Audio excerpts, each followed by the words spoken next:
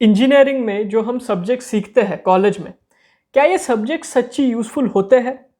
This is a question which troubles most of the engineering students, and आज का video would be helpful to all of you who are studying in engineering right now, irrespective of the year. आप first year में हो या fourth year में हो, doesn't matter. Just watch this video till the end and I can promise you it would be very helpful. Also one thing, आपको इस video को सिर्फ देखना नहीं है, quickly get a pen and a paper just to write it down or just note it somewhere and do this exercise साथ में because it would be really helpful.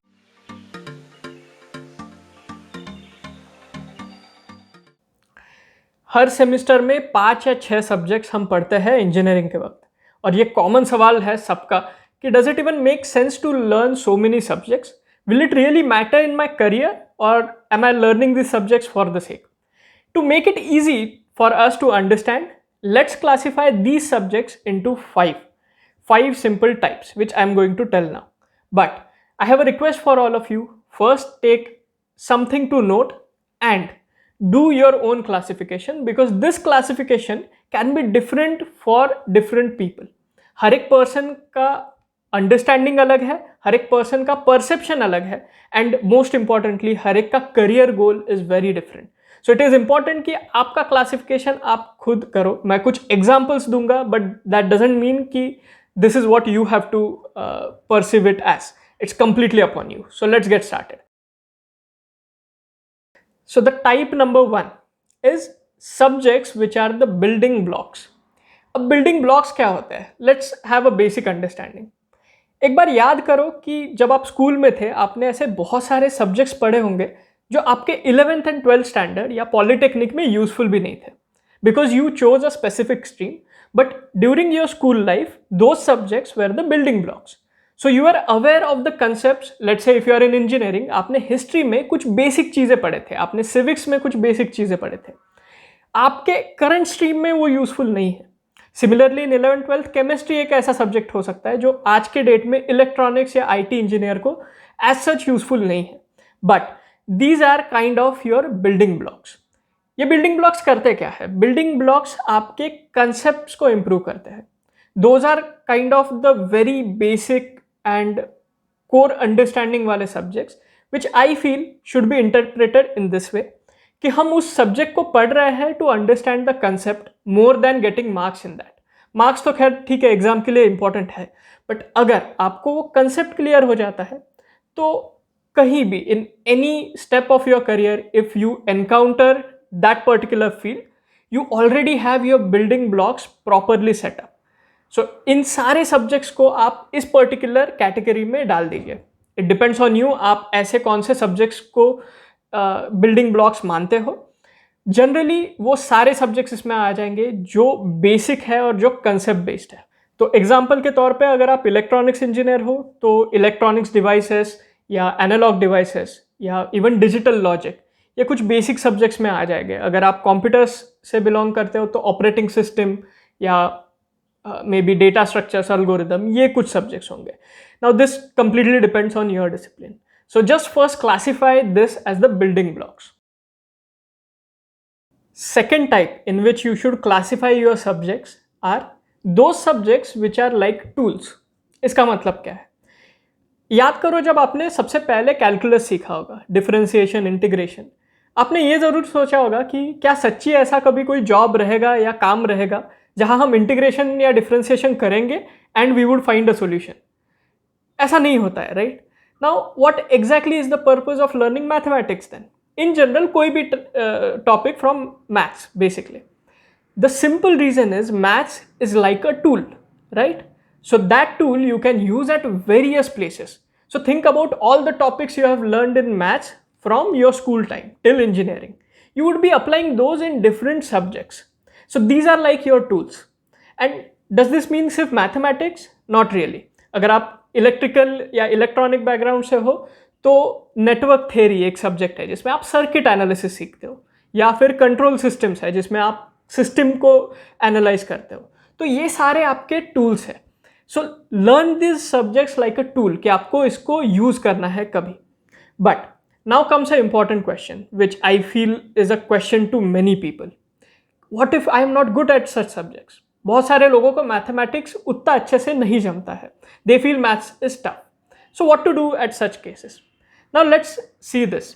जब आपने कैलकुलेटर हाथ में लिया तो आपने ज़रूर ये सोचा होगा, यार क्यों हमने इतना साल मैथमेटिक्स ऑन पेपर किया है, I can just use the calculator and do the multiplication. In a way this is right, because multiplication आज के डेट में आप कैलकुलेटर पे कर सकते हो. But think about this, what if you don't know that something like multiplication exists? Then calculator will be of no use to you, right? That means आपको एक पर्टिकुलर टूल से आप क्या कर सकते हो और उसे कहाँ अप्लाई कर सकते हो, इतनी दो चीज़ें इंपॉर्टेंट है. That is what you can do with the tool and where you can apply it. इसके बाद how to do it may or may not be important thing. Definitely आगे जाके आपको इन सारी चीज़ों के लिए रेडीमेड एप्स मिलेंगे, टूल्स मिलेंगे, but you should really know where to use it, right? This is what you have to understand from such subjects. तो अगर आपको ये सब्जेक्ट्स टफ जाते होंगे तो डेफिनेटली आपको एग्जाम के लिए उनको स्टडी करना है, but do give it a thought कि हम इसको अप्लाई कैसे कर सकते हैं. Type 3 in which you should classify your subjects is subjects which are specific in a particular domain. Now इनमें वो सारे सब्जेक्ट्स आएंगे जो आपके हिसाब से आपको एक नया डोमेन जस्ट इंट्रोड्यूस कराते हैं. Let's say for example satellite communication. But as I said in the start of the video कि ये आपके परसेप्शन में है. अगर सैटेलाइट कम्युनिकेशन कुछ डिसिप्लिन के लिए can be a building blocks, but for कुछ डिसिप्लिन जो जनरली इलेक्टिव्स करके सिलेक्ट करते होंगे, this are domain specific subjects. ना आप इन सब्जेक्ट्स को एग्जाम के हिसाब से निकाल सकते हो, और अगर वो आपका डोमेन है, आप एक्चुअली उसमें करियर करना चाहते हो, तो definitely give good importance to the subject. But otherwise interpret such subjects as just a chance to know a new domain. बस अगर आप उतना भी कर लिए then you definitely have to give exams. उसके लिए आप एग्जाम के हिसाब से उस सब्जेक्ट को निकाल सकते हो, but maybe you can just be a bit light on such subject. Type number 4 जिसमें आपको वो सारे सब्जेक्ट्स लिखने हैं which have practicals. आपको ऑलरेडी सब्जेक्ट्स होते होंगे जिसमें आपको प्रैक्टिकल करना पड़ता है, right? Now how to interpret such subjects? See, you get a chance to actually implement something, some theory you get a chance to implement. Do not miss this chance. Even if you have decided कि आपको engineering के बाद non tech background में जाना है, फिर भी practicals आप एंजॉय करोगे, because at that time you really apply your knowledge somewhere. So just classify all those subjects जिनका आपको प्रैक्टिकली कुछ हैंड्स ऑन मिलता है. And how to interpret such subjects? The best way is you get a chance to apply the theory. And I feel application या practicals are always fun unless and until we also see practicals just like a subjects. वो subjects नहीं होते, वो आपके लिए एक chance होता है to implement something. So do not miss this. Enjoy your practicals as much as you can. Now the fifth type, and this is really interesting. Think about the projects you have done. In this, I am not talking about any project which you have done only for a particular subject. But the major projects which you do, maybe in third year, fourth year या कुछ जगह initial years में भी हो सकता है, all such projects. अब फर्क क्या होता है between practicals and projects? Let's take an example कि कोई अगर printed circuit boards बनाता है, PCBs, right? So in the theory you would have a certain software already told which you have to use. So you get a chance to use this in the practicals. But when it actually comes to project, you are open to explore new tools, right? So project is actually the best place where you can assess your skills, the real skills in you. Not necessarily आपके पास tech skills ही होंगे, आपके पास बाकी भी skills हो सकते हैं, from communication to entrepreneur skills to anything. So never miss projects. I'm really amazed जब लोग बोलते हैं कि group project में हमने ज़्यादा ध्यान नहीं दिया. Why not? I think the entire engineering में सबसे best time जब आप कुछ सीखते हो is the projects itself, right? So think about the projects you have done. And now ऐसे कौन से subjects थे जो आपको project करने में help किए? Now you have to be very careful in this. For example, if I am developing a embedded system project, मतलब मैं कुछ water level indicator बना रहा हूँ, तो मैं कहूँगा कोई subject ने मुझे help ही नहीं किया. But it's not true. आपने कोडिंग की तो आपको C का बेसिक्स या लैंग्वेज के बेसिक्स ने हेल्प की. उसके बाद अगर आपने एम्बेडेड सिस्टम्स में कुछ काम किया होगा with controllers, you actually took help of basics of digital logic, right? So now write all these subjects as per your understanding कि प्रोजेक्ट करते वक्त आपको कौन से सब्जेक्ट्स ने हेल्प की. Not necessarily these are tech subjects, this can be non-tech subjects as well. Just classify those in this particular category.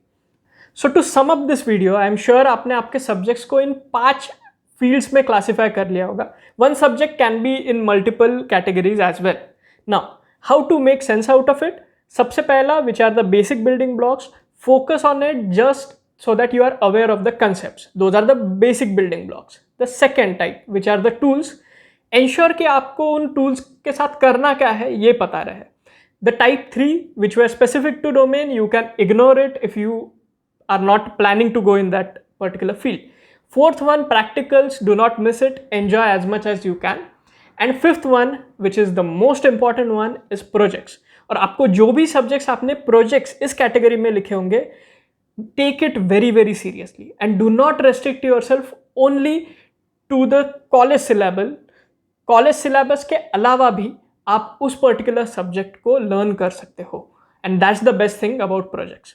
So I hope you would make a bit better understanding of कौन से subjects are important to you. Do let me know in the comments, was this exercise helpful to you, and also let me know आपको और कौन से topics पे आगे की video चाहिए. For more such content, subscribe to logic Shah and like and share. Thank you.